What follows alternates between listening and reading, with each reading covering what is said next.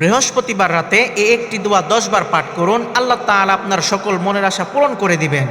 আল্লাহ তাআলা আমাদের জীবনে দিন রাত দুটি ধারা রেখেছেন, এর মধ্যে কিছু দিন এবং রাতকে স্পেশাল করেছেন, বরকতময় করেছেন। আপনি যদি এই সময়গুলোতে আমল করতে পারেন, আপনি দুনিয়া এবং আখিরাতের সফলতা অর্জন করতে পারবেন।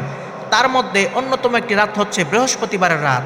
বৃহস্পতিবার সূর্যাস্ত থেকে নিয়ে শুক্রবার সুবহে সাদিক পর্যন্ত এই সময়টা হচ্ছে খুবই গুরুত্বপূর্ণ একটি সময়, খুবই বরকতময় একটি সময়।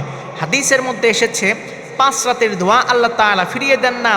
1 নাম্বার বৃহস্পতিবার রাত, 2 নাম্বার রজব মাসের প্রথম রাত, 3 নাম্বার শবে বরাতের রাত, 4 নাম্বার ঈদুল ফিতরের রাত, 5 নাম্বার ঈদুল আজহার রাত।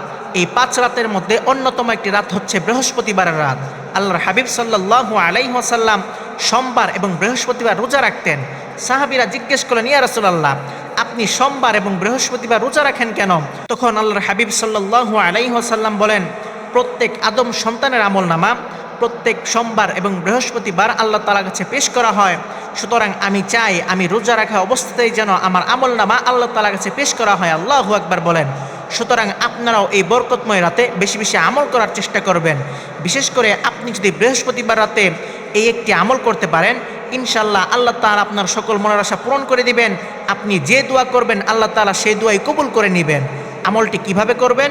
এশার নামাজের পর যে কোনো সময় 2-4 রাকাত নফল নামাজ আদায় করবেন। এরপর জায় নামাজের মধ্যে বসে 3 বার ইস্তেগফার পাঠ করবেন।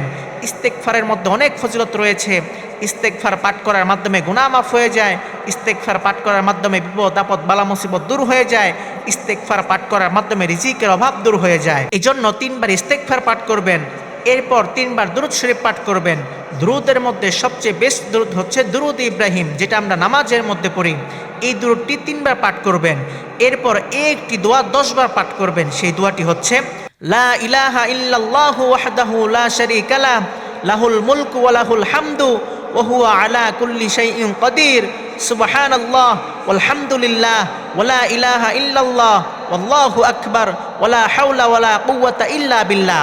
আপনি যদি একটি দোয়া 10 বার পাঠ করতে পারেন, এরপর আপনি আল্লাহ তাআলার কাছে যে দোয়া করবেন আল্লাহ তাআলা সেই দোয়া কবুল করে নেবেন। আপনি আল্লাহ তাআলার কাছে যা চাইবেন আল্লাহ তাআলা আপনাকে তাই দান করবেন।